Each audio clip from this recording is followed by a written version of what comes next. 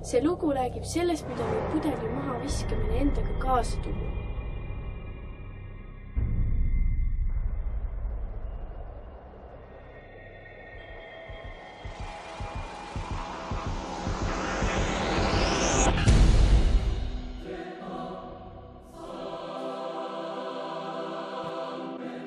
Mida aeg edasi, seda rohkem mulle tundub, et keegi jälitab mind.